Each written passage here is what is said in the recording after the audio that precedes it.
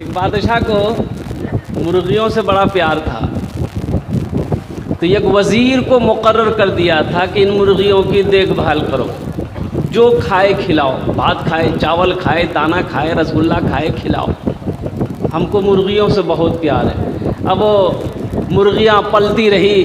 बादशाह एक दिन सुबह के टाइम में वो घूमने के लिए निकला, तो मुर्गियों को देखा तो वज़ीर से पूछा कि ये बताओ एक मुर्गी एक दिन में कितना अंडा देती है? तो वज़ीर ने कहा कि हुजूर एक मुर्गी एक दिन में एक ही अंडा देती है। बोले नहीं, तो फिर हमको ऐसी मुर्गी नहीं चाहिए, हमको वो मुर्गी चाहिए जो एक दिन में 2 अंडा दे। देते? अरे बोलो नहीं हैं? बादशाह चला गया। बादशाह बोला जो मुर्गी 2 अंडा ना दे उसको ज़िबा करो। वज़ीर तमाम मुर्गियों को जमा करके बोला कि खैरियत नहीं है, अगर जान बख्शिश चाहते हो तो 2 अंडा दो। तो मुर्गियां डर से कोई सुबह 1 अंडा दी, कोई शाम को 1 अंडा दी। एक मुर्गी के पास देखा ये कि अंडा लेके बैठी हुई है, तो वज़ीर ने पकड़ा गर्दन, बोला तोरा डर नहीं लगलू ते ये के डुमा दिलन से? तो मुर्गी बोली कि बाद वज़ीर साहब दरअसल बात है कि डर से हम बादशाह का बहुत मुश्किल से 1 अंडा दिए हैं, दरअसल में हम मुर्गी नहीं, हम मुर्गा। रात 2 बजने को है, अब मैं तकरीर क्या करूं आपको बताइए।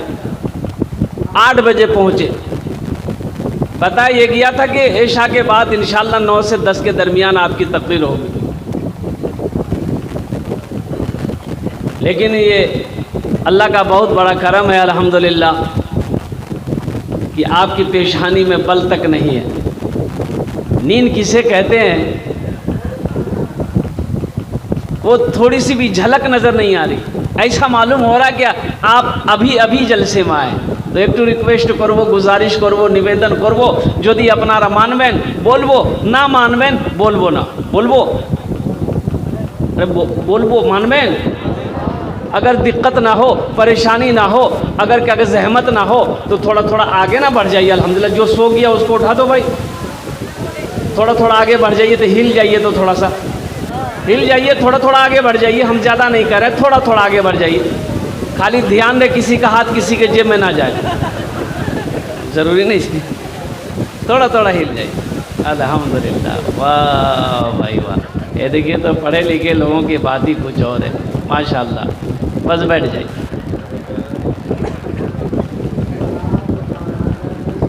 अभी हज़रत अल्लामा मौलाना मुफ्ती वसी साहब दामत बरकातुहू ने बहुत अच्छी तकरीर करी। इस्लाह मुआशरा का जो तकरीर होनी चाहिए थी वो तकरीर करी। आप लोगों ने वादा भी किया कि इंशाअल्लाह हम लोग अमल करेंगे, इंशाअल्लाह अमल करेंगे। अच्छा, इंशाअल्लाह तो हम लोग बोलते हैं, यही ना बात है। जलसा तो हम लोग सुनते हैं, तकरीरें सुनते हैं, बयान सुनते हैं, अमल नहीं है, अमल नहीं है। अभी जहेज़ के ऊपर में अगर बयान हो जाए कि जहेज़ लेना हराम है, जहेज़ नहीं लेना है, कौन कौन नहीं लेगा, सब हाथ उठा देगा। अब कल्ले बारातगाह में जाकर शोरूम में मोटरसाइकिल कसवाएगा। बोला बात सही जी गलत जी? बोला भाई शराब पीना क्या है? बोलिए हराम है। सूद खाना, ज़िना करना, जुआ खेलना और जहेज़ लेना, बोले एक आप है था भाई। जहेज़ मांग कर लेना ये भी तो हराम है, मांग कर जहेज़ लेना हराम है। और हराम में पलने वाला खून जन्नत की खुशबू तक नहीं सूंघ पाएगा। ये हम नहीं कहते, अल्लाह के रसूल की हदीस है। अल्लाह के नबी जनाब मोहम्मदुर रसूलुल्लाह सारे लोग बोले सल्लल्लाहु अलैहि वसल्लम के फरमान है कि जिस जिस्म के अंदर में हराम कमाई का खून दौड़ रहा है, वो जिस्म जन्नत तो पहुँचने की बात तो दूर है, उस जन्नत की खुशबू तक नहीं सूंघ पाएगा। जलसा तो हम लोग सुनते हैं, अमल है नहीं। तो अमल की नीयत से सुनेंगे तो इंशाल्लाह बात असर करेगी। अगर अमल की नीयत नहीं है, सिर्फ ये है कि चलो अभी अभी देखा मैंने, वहाँ आराम कर रहे थे मास्टर साहब के घर पे, अब वो क्या आराम, जो ना उधर सीटी बजा रहा था लड़का साहब, बेचैन कर दिया। तो हमने अपने ड्राइवर से पूछा कि भाई ये लोग कौन है? तो बोली कि जलसा सुने ले लीजिए।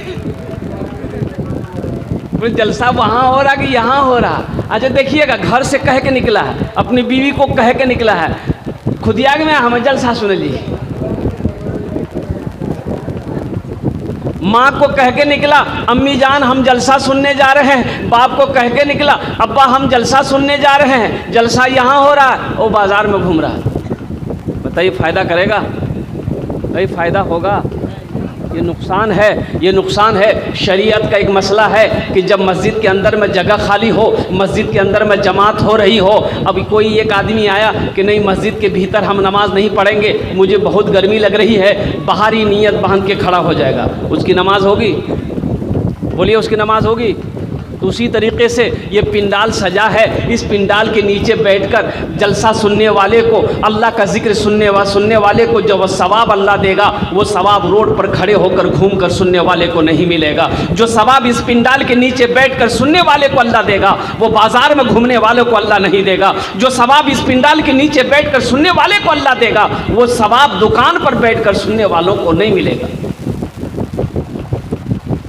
तो इंशाअल्लाह कोशिश करें। देखिए कबूलियत की भी घड़ी है, कबूलियत की घड़ी है इंशाअल्लाह।